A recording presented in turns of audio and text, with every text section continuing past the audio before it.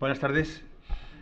Hoy vamos a hablar a la limón de dos fotógrafos. Dentro del marco de la fotografía etnográfica, pues hemos considerado hacer un salto en el tiempo y vamos en primer lugar a tocar a un fotógrafo norteamericano, Edward Sheriff Curtis, gracias a nuestro amigo Chema, que fue una sugerencia de él y creo que además muy acertada. Y de ahí pasaremos a una fotógrafa alemana, Leni Riefenstahl, que también constituyó un hito por diversas razones y que veremos a lo largo de la sesión de hoy. Vamos a empezar con Curtis. Este hombre vivió, en alguna expresión que he leído por ahí que me ha gustado, en la bisagra de ambos siglos, ¿no? Entre el siglo XIX y en el XX, y veremos que hizo fotografías verdaderamente extraordinarias. Un hombre solitario, un cazador de sombras, durante 30 años en un esfuerzo épico y agotador recopiló y documentó las tradiciones, costumbres, rituales, danzas y modos de vida de los indios de Norteamérica, dejando un legado para la posteridad, lo que antes comentaba José. Hizo fotos y documentó cosas, consiguió testimonios, incluso grabaciones sonoras, que ya no se pueden ver más, que no se pueden repetir, individuos que han desaparecido, tribus completas que se han extinguido, y gracias a él pues tenemos noticia de su existencia.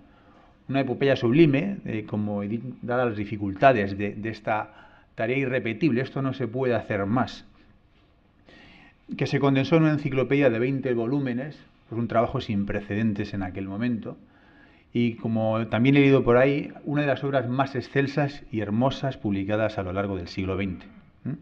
Bien, como siempre, unos breves apuntes biográficos.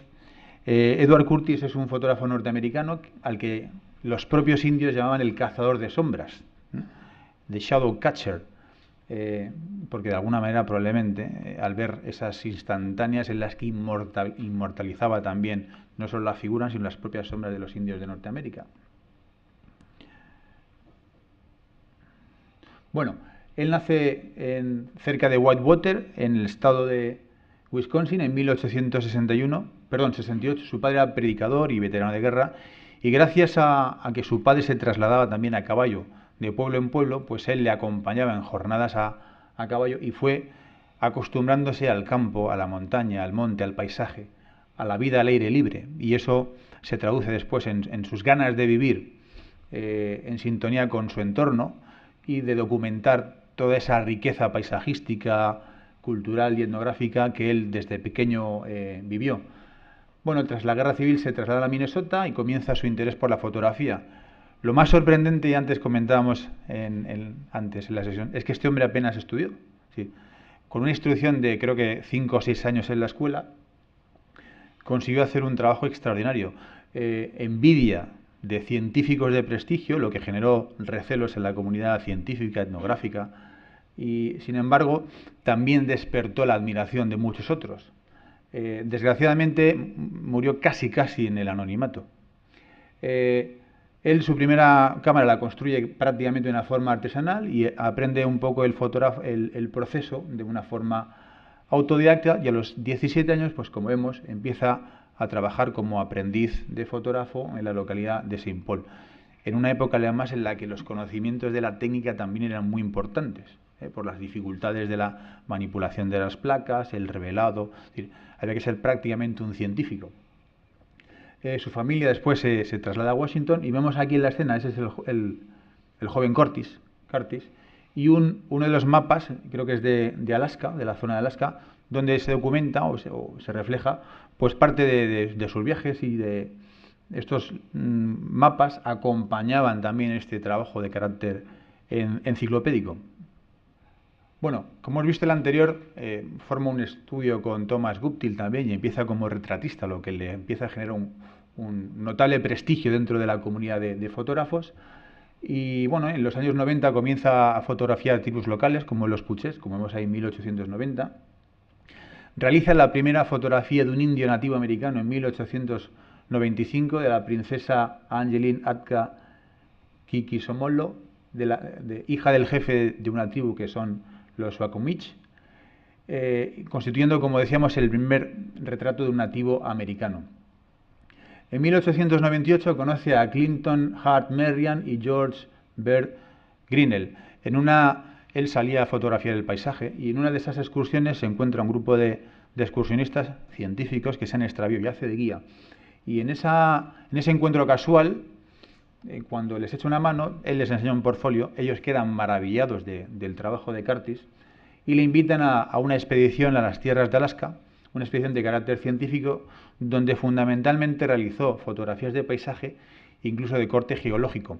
No hizo todas las que él quiso sobre los indígenas, sobre los nativos, pero ya tuvo la oportunidad de visitar las tribus de Montana, de Arizona, y además esto le permite el conocimiento del método de trabajo científico, algo extraordinariamente importante para el trabajo que posteriormente va a realizar durante esos 30 años. Es decir, la fotografía etnográfica no es solo disparar y hacer fotografías, sino es recoger testimonios, textos, la cultura, la danza, la religión, la espiritualidad, incluso el orgullo de las tribus indias. Él al principio ni siquiera es consciente de la dimensión que tienen las razas de los nativos norteamericanos. Se va dando cuenta con el paso del tiempo. De hecho, la imagen que tenemos muchos de nosotros es la de los westerns americanos, las películas de los salvajes, aunque eso de los salvajes habría que entrecomillarlo, que con 4 chucherías, 4 relojes y 4 espejos y baratijas nos creemos que vamos a conseguir algo de ellos. Y desde luego son nativos, pero no son tontos ni son tan salvajes como se les pintan. Y ese es el estereotipo que nos ha quedado. Quizás él también tenía esos prejuicios y poco a poco se va dando cuenta de que no es así. Fijaos que trabaja durante 30 años con serias dificultades económicas, problemas de salud y financieros especialmente. El vasto territorio de los Estados Unidos hacía que la obra fuese un esfuerzo, un trabajo titánico. Recorrer el continente de norte a sur y de este a oeste, en burro, a caballo, en carreta. Autopistas no había, por caminos de tierra, por desiertos, con frío, lluvia, calor, a la intemperie. Me hacía gracia cuando comentabas tú lo de la limpieza y el cuidado del equipo. Fijaos, yo me reía en mi interior porque este hombre, el pobre, cómo iba a limpiar su equipo y cómo iba a cuidarlo. Con placas de cristal a lomos de un caballo, seguramente. Un trabajo que cobra una dimensión hoy en día, dadas nuestras facilidades para desplazarnos y para hacer fotografías. Bueno, además esta obra reunió 40.000 fotograbados y fotografías acompañadas de carpetas, creo que eran con 36 fotograbados de 30 por 40 en cada una de esas carpetas. Vamos a ver a continuación una fotografía. Es esta. Bueno, la verdad es que no quiero excederme en el tiempo tampoco, porque hay 2 fotógrafos, pero es que la obra de este hombre es fascinante. Aquí tenemos el trabajo, fijáis. Estos volúmenes estaban al precio de unos $3.000 en la época. O sea, la cifra era... Y tenía una serie de suscriptores. Gracias a él ganó un concurso de fotografía del niño más guapo en Estados Unidos, y esa foto es vista por el presidente Theodore Roosevelt. Entonces, Roosevelt, gracias a que es testigo de esa fotografía, quiere conocer a Curtis y quiere que haga fotos de sus hijos. De hecho, hay fotografías de Theodore Roosevelt y de sus hijos jugando en la arena con el propio Curtis.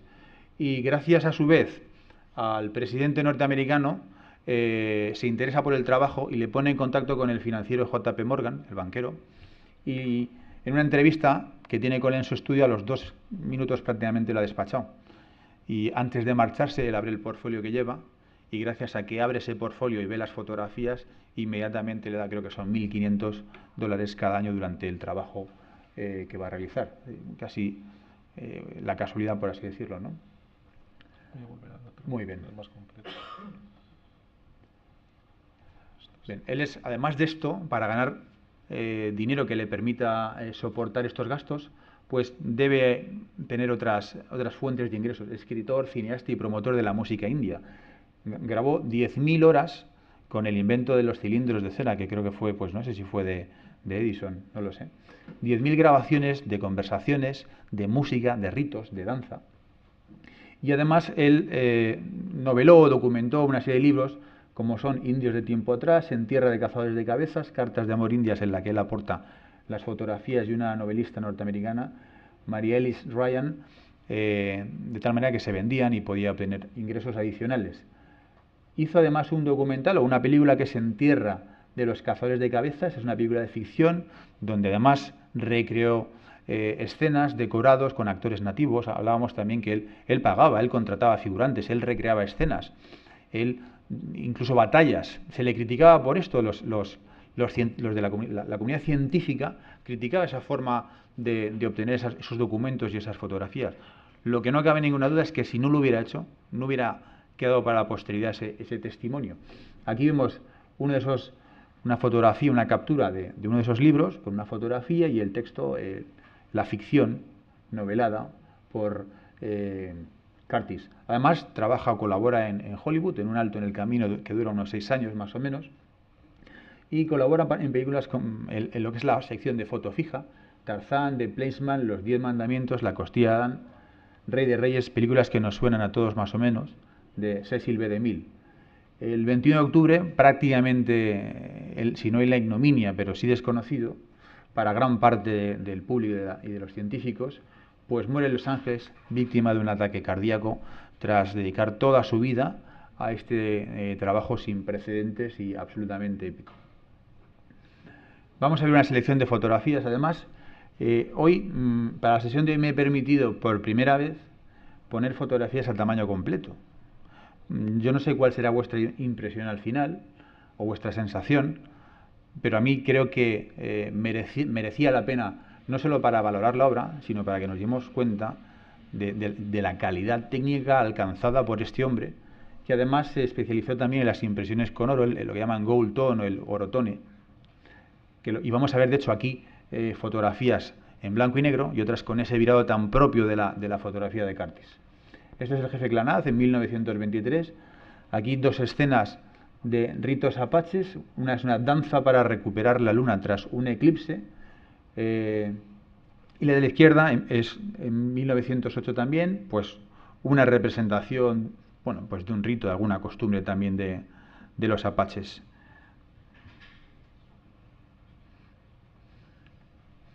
A mí me ha llamado mucho, desde luego, yo he descubierto mucho de los indios americanos con este hombre. Es más, ¿me dejas el libro? Fijaos que yo esta semana sí reconozco que he pecado, porque dije que no lo iba a hacer más y lo he hecho. Me compré esa revista de fotografía que vale 3,95 y dije no más, y me arrepentí nada más hojearla. Entonces luego, cuando he visto este libro, que lo tenía, he visto el precio, 3,95 la revista, 4,98.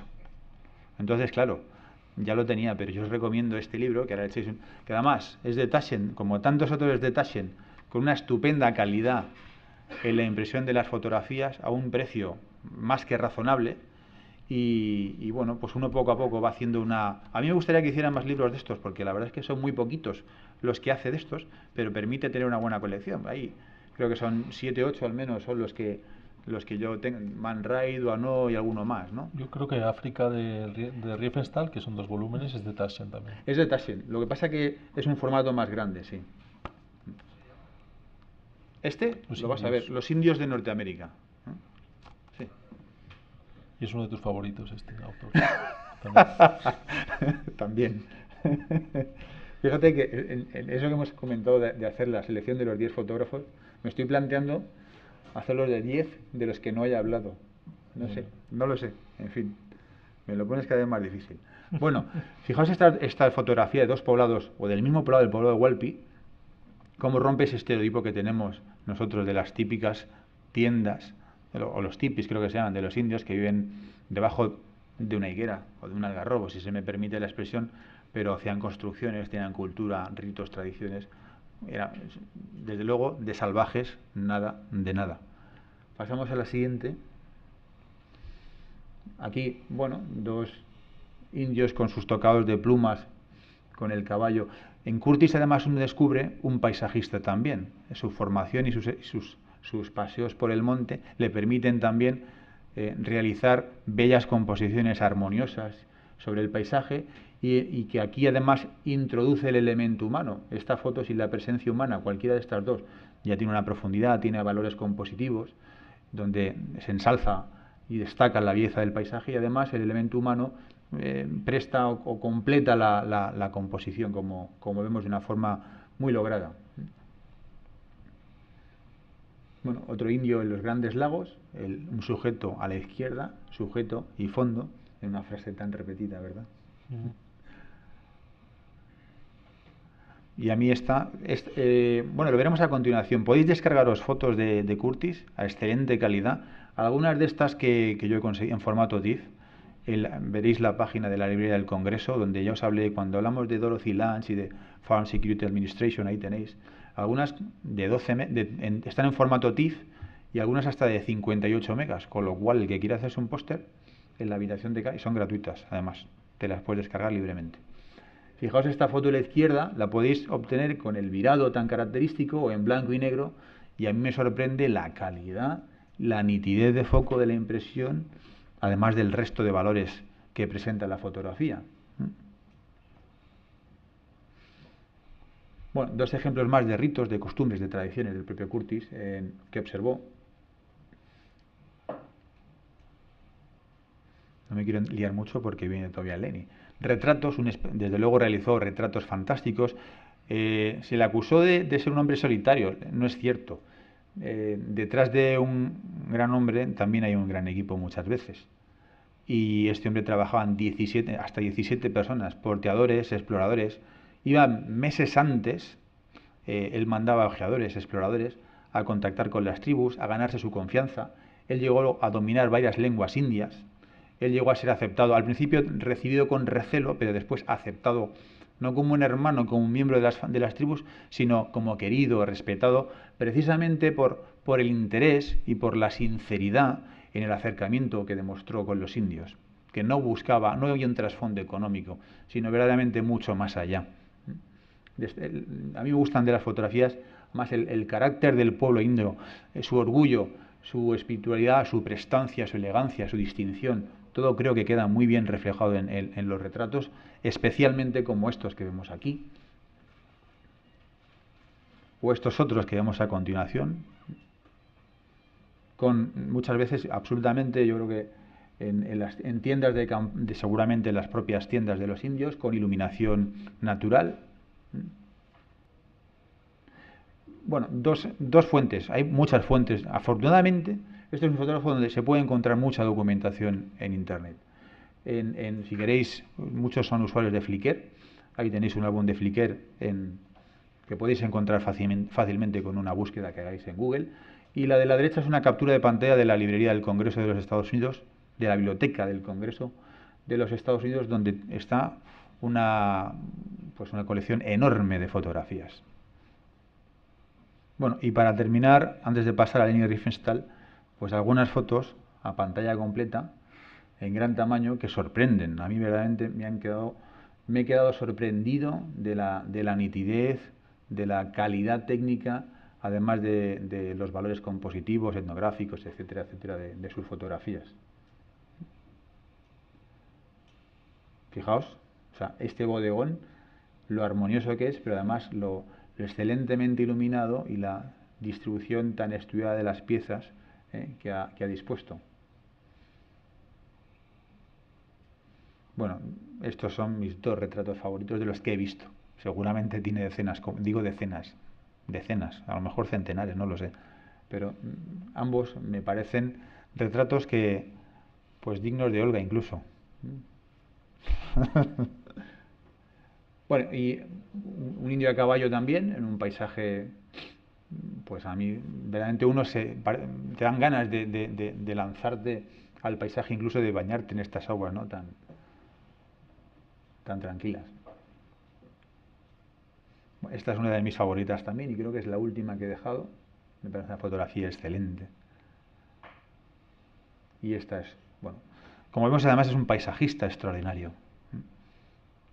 Podéis encontrar incluso vídeos, las películas.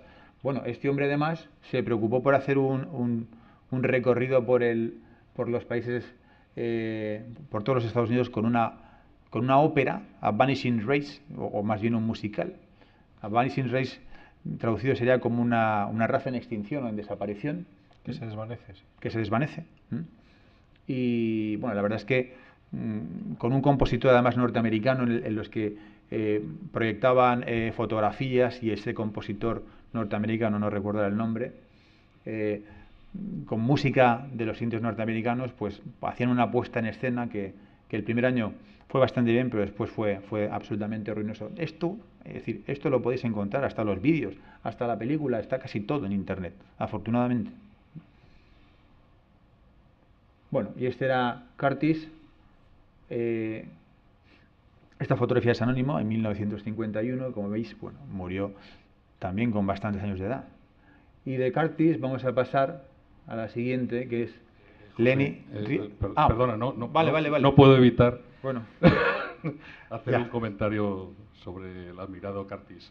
Este hombre es lo que decimos, o sea, este hombre era un antropólogo, arqueólogo, fotógrafo, encima, como has dicho tú, sin formación, vilipendiado por la comunidad científica, o sea, con una ingratitud absoluta por la altivez en muchas ocasiones que tiene la comunidad científica, sin comprender y sin la sensibilidad, pues, muy posiblemente de un hombre sin esa formación académica, pero con otras habilidades que superaban a muchos antropólogos de la época.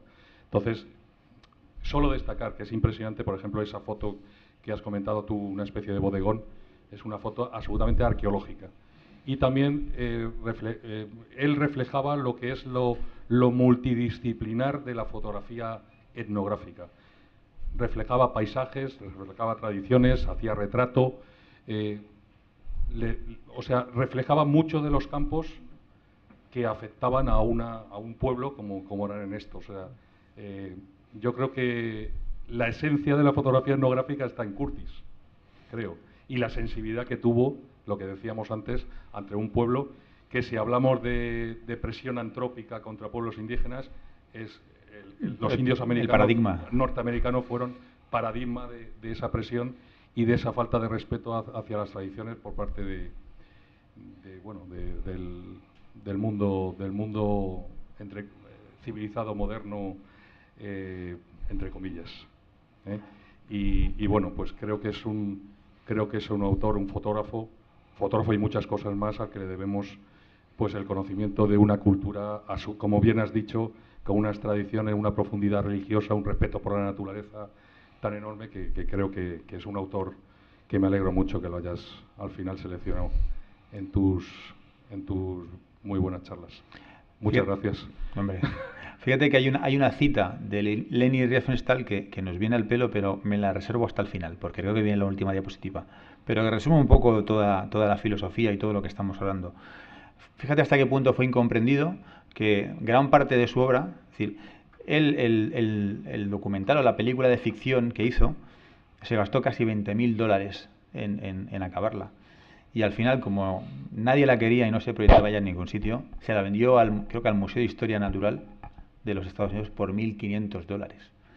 Y los últimos ejemplares, las últimas fotografías, el hijo del banco, cuando fallece JP Morgan, su hijo continúa con el sponsor, con el patrocinio, pero al final, como no tiene dinero, vende la colección al hijo, vende todos los derechos, y este a su vez los vende a una tienda de antigüedades, de un librero, donde permanecieron miles de documentos hasta 1972, prácticamente en el olvido, en la más absoluta ignominia, desaparecidos. Y a partir de ese momento, cuando una persona los descubre y los pone otra vez en valor, es cuando empieza a darse cuenta el propio país de lo que tenía, de una mina. Y mientras aclamando a Buffalo Bill. Efectivamente. Bueno, y al General Custer, por Little Big Horn.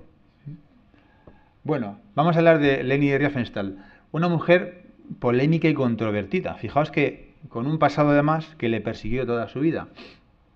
Conocida especialmente por su faceta de cineasta. Yo conocí a Leni Riefenstahl por la obra de África, de Taschen, como decíamos, donde veremos el retrato que es portada de este excelente libro de Leni, y yo no conocía su historia y su pasado, con lo cual me alegro porque la elegí, la seleccioné apreciando su fotografía, y creo que es lo importante, dejar a un lado, en este caso estamos hablando de fotografía, no estamos comentando otras cosas, pero el curso se llama Un año de fotografía, y por lo tanto a mí lo que me interesa es su vida como cineasta, que le conduce también a fotógrafa.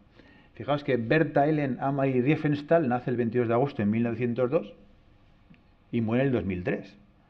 Ya dije la semana pasada que ser fotógrafo y ser bueno, matizaste, hace que vivas mucho. Y yo digo, si eres mujer, vives más todavía. Porque fijaos en este caso, pues 101 años. Una mujer sorprendente, que a los 90 años se lanzaba en paracaídas todavía. O sea que ser mujer, ser fotógrafo y además estar activo toda tu vida, pues es garantía de que vas a vivir mucho tiempo y te lo vas a pasar. Bueno, dicho esto, esta reflexión un poco, vamos al tema. Es hija de una familia acomodada también, una mujer decidida, intrépida, arriesgada, deportista, que además, bueno, pues se atrae por el mundo de las artes y especialmente por el ballet, donde se dedica a la danza y además con éxito. Desafortunadamente una lesión de rodilla, pues le impide, creo que de menisco, le impide pues progresar en su carrera. Y un día, mientras está en una estación de tren esperando para ir al ver el médico, veo un cartel de una película que es esta, Montaña del Desierto, del director Arnold Fanck, en 1924. Pierde el tren y va a la película. Y creo que estuvo viéndola varias veces durante 1 o 2 semanas. Y dijo, a esto me dedico yo. Eso cambia su vida y desde entonces pues quiere conocer a este director. Finalmente lo consigue a través del protagonista principal. Es una película basada en los Dolomitas y se convierte en actriz, empieza a conocer los secretos del mundo del cine y al final es cineasta. Su primera película, que vamos a ver la continuación en la siguiente diapositiva, es esta, Luna Azul, como directora. Directora, actriz principal y guionista, lo hace todo. Es Luz Azul, que además fue premiada en el Festival de Venecia. De tal forma consigue encandilar hasta el propio Adolf Hitler que la ficha, por así decirlo, para 3 documentales que pasan a la historia de la cinematografía. Victoria de la Fe, El triunfo de la fe y de la libertad, nuestras Fuerzas Armadas entre 1933 y 1935. El triunfo de la voluntad precisamente constituye un hito en la historia del cine, un modelo de tratamiento de los líderes, en este caso imitados también por nuestros políticos, donde al propio Adolf Hitler al principio del documental llega en avión, como es un enviado casi divino, donde además se imita la escenografía incluso de las legiones romanas, como muchos de vosotros sabéis. Por eso se etiqueta y se asocia cualquier imagen que tenemos en la memoria de los documentales, de las escenas del régimen nazista, están basadas en estas películas y se le tacha. Es imposible hoy en día que esto se reproduzca en televisión, por esa carga que tiene política con tintes tan dramáticos como todos sabemos. Pero la iluminación, los avances técnicos, la utilización incluso de ruedas para disponer las cámaras, los travelings, dirigibles, tomas aéreas. Es decir, fue una verdad pionera en muchas de las técnicas que después serían imitadas. He leído un ensayo por ahí, creo que es no recuerdo, de la Universidad de Castellón, de la UJI, sobre el cine alemán, y en este tipo de cine propagandístico se maneja mucho de lo que es la razón y, digamos, de la sensación o la transmisión de contenido racional, y por otro las pulsiones, pulsar los sentimientos, y precisamente es algo con lo que juega Lenin en este caso, con el himno, con la música, con la marcialidad, con el sol. Hitler saluda, por ejemplo, con el saludo nazi, y al mismo tiempo el sol está brillando, reflejando en la mano, casi parece ungir a los demás con un poder divino. Bueno, algo que ha sido muy estudiado. Él, por ejemplo, lo recorta en Contra el cielo. Bueno, el contrapicado, que es muy característico. Si todos recordamos las escenas del contrapicado de Hitler y la toma hacia arriba, el contra el cielo, reforzando esa idea de casi ser divino, de ser un semidios, ¿no? Bueno, fue muy conocida también su trabajo por los Juegos Olímpicos de Berlín. Todos recordamos también algunas escenas de Hitler en el Estadio Olímpico y de cómo el famoso Jesse Owens pues daba el traste con todas las esperanzas de este germano en algunas de las más afamadas pruebas olímpicas, pues como son los 100 metros, el salto de longitud. Bueno, a pesar de eso, Lenin recoge también las hazañas del propio Jesse Owens. Y este documental recogió también esos avances técnicos y también fue premiado en el Festival de Oro, en el Festival de Viena con el León de Oro. Bueno, después de la Segunda Guerra Mundial, bueno, es víctima, táchelo de víctima, sufre, es sometida a diversos procesos por su participación o colaboración con el régimen nazi. Incluso se le acusó de ser la puta de Hitler, se le llamaba así. No fue, ella en sus memorias niega y dice que en cualquier caso lo que hizo fue trabajar, le interesaba trabajar y el cine, y que no participaba de las tropelías ni estaba de acuerdo con el genocidio, el exterminio, etcétera. Bueno, después finalmente se le absuelta, hasta la ingresaron a un manicomio, fue sometida a electroshock por lo visto, y bueno, a partir de a los años 50 pues viaja a África y empieza a documentar fundamentalmente aquello por lo que es más conocido, que son las tribus Nuba de Sudán. Un poco hablando lo que decíamos al principio, ella vuelve años más tarde, creo que en los años 80, y de esos amigos que ella tenía, porque habló también varios dialectos y vivió durante mucho tiempo con ellos, sí, a pesar de, como siempre, las dificultades iniciales, solo quedaban 3 o 4 de los Nuba. Los demás habían desaparecido todos, con lo cual estas fotos tampoco se pueden hacer ya.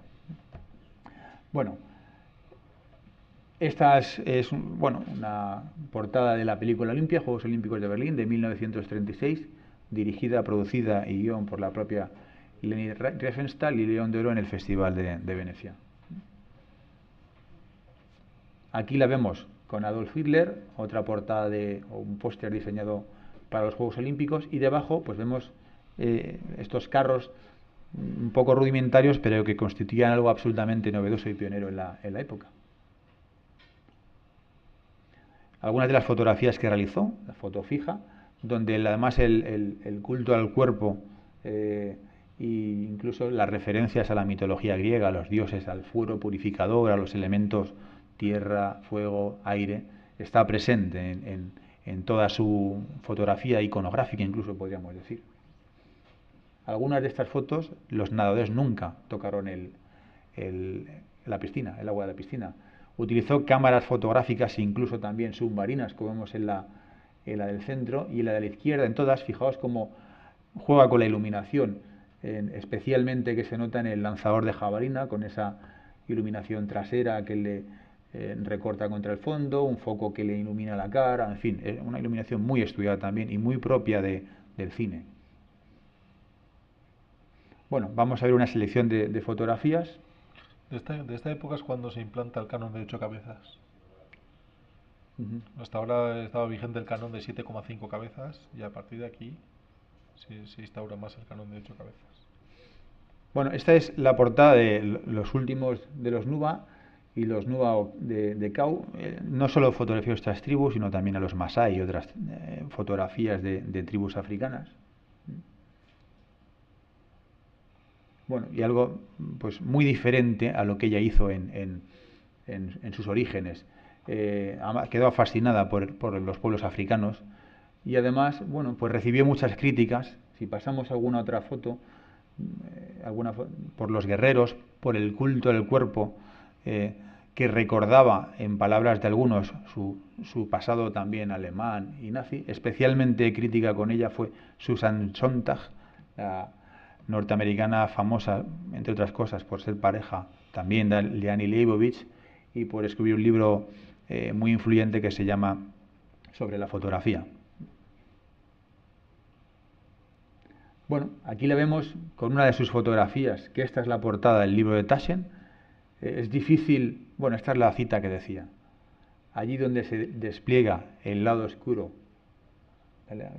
de la civilización, desaparece la felicidad, o la felicidad desaparece. Es decir, y a mí me ha gustado esta frase, porque es verdad. Llegamos con nuestras cámaras y esta gente los ves reír, los ves bailar, los ves disfrutar, pasan penurias, pasan hambre, pero son felices, muchos de ellos. Cuando lo estuve en Nepal o Camboya o muchos sitios, cuando llega el hombre civilizado, la civilización, toda esa felicidad desaparece. Entonces esta frase me ha hecho mucho reflexionar al respecto. Ella también introdujo parte de la civilización como hizo el propio Curtis también. Esta es la portada del libro de Taschen. Aquí, desde luego, vemos esa exaltación de la belleza, de la fuerza. Fijaos qué rostro esta mujer es una atleta. Fijaos que ese rostro tan poderoso, esas facciones tan marcadas, esos hombros tan musculados. Bueno, y estas son pues algunas de sus fotografías conviviendo con los Nuba. Ella llega en 1900, cuando llega a África en los años 50, nada más llegar, lo primero que le ocurre a esta pobre mujer es que tiene un accidente por lo de las dificultades del camino, un accidente creo que sale por el parabrisas delantero y le tienen que dar varios puntos de sutura en la cabeza con una aguja de zurcir pieles. Y cuando vuelve en el año 81 también sufre un accidente de helicóptero que está a punto de costarle la vida. Se recupera en ambas ocasiones y sigue haciendo fotografías y sigue trabajando. Bueno, estas fotografías son del libro este de África, de la editorial Taschen, que se edita creo que en 1974, si no recuerdo mal. Aquí vemos cómo documenta también ese trabajo testimonial, pues el proceso de las escarificaciones que sufre este hombre en el pecho.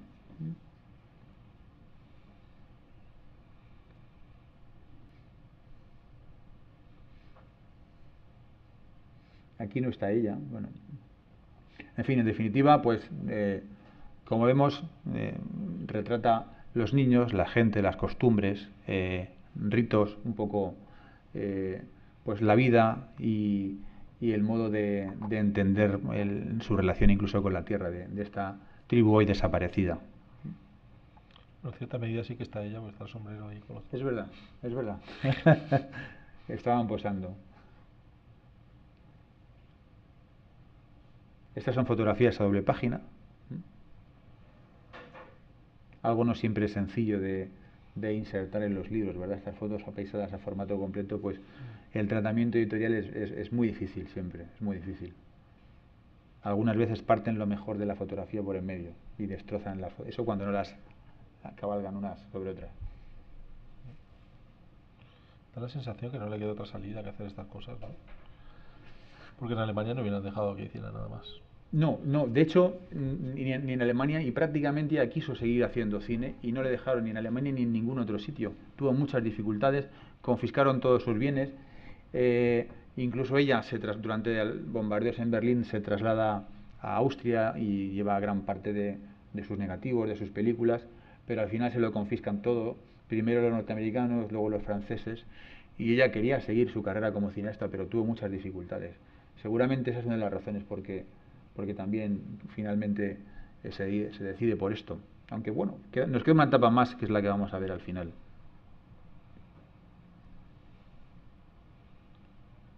Además, fijaos la transición del color, de la fotografía con cámaras de gran formato en sus comienzos hasta las películas en 35 milímetros. Además, esta mujer en los Juegos Olímpicos de Berlín ya utilizó un objetivo de 600 milímetros. Después fue invitada también para los Juegos Olímpicos de Montreal y a pesar de las críticas también fue amiga de Andy Warhol. Mike Jagger era uno de sus defensores también. O Mick, creo que es Mick Jagger. Es Mick, ¿no? Sí, Mick.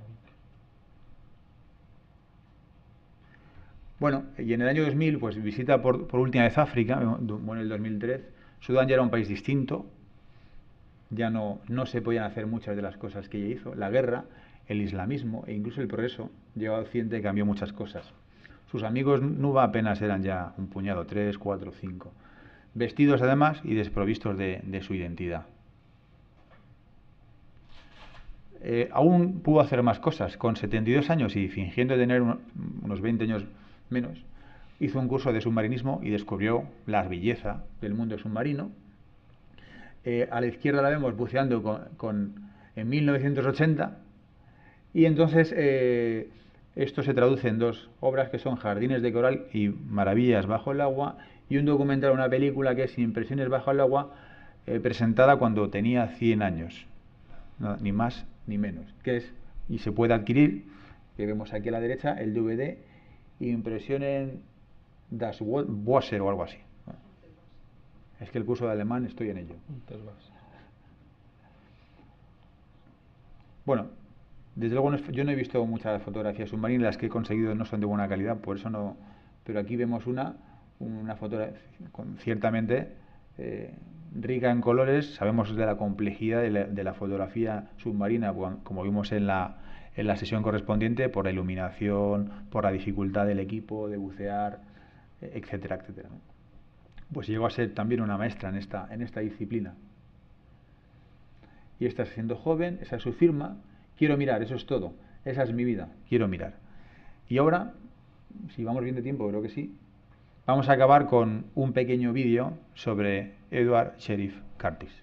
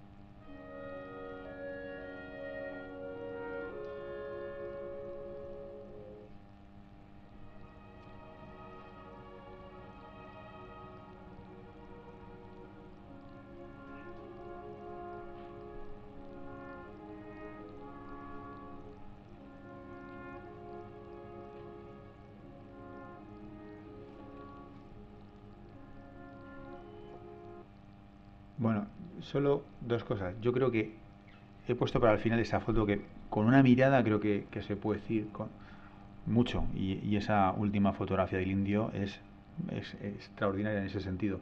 Y en cuanto a la pieza musical, es la Sinfonía del Nuevo Mundo, la novena sinfonía de Anton Dvořák, un compositor checo, si no nuestro asesor musical Luis Alcover lo corrobora, que además se preocupó también por introducir las composiciones de los indios americanos en algunas de sus obras, y es quien despierta la curiosidad en compositores norteamericanos para conservar ese legado y esa tradición musical de la que Curtis también se hace eco. Y por eso he elegido especialmente esta pieza para la presentación. Bueno, con esto hemos terminado. Muchas gracias.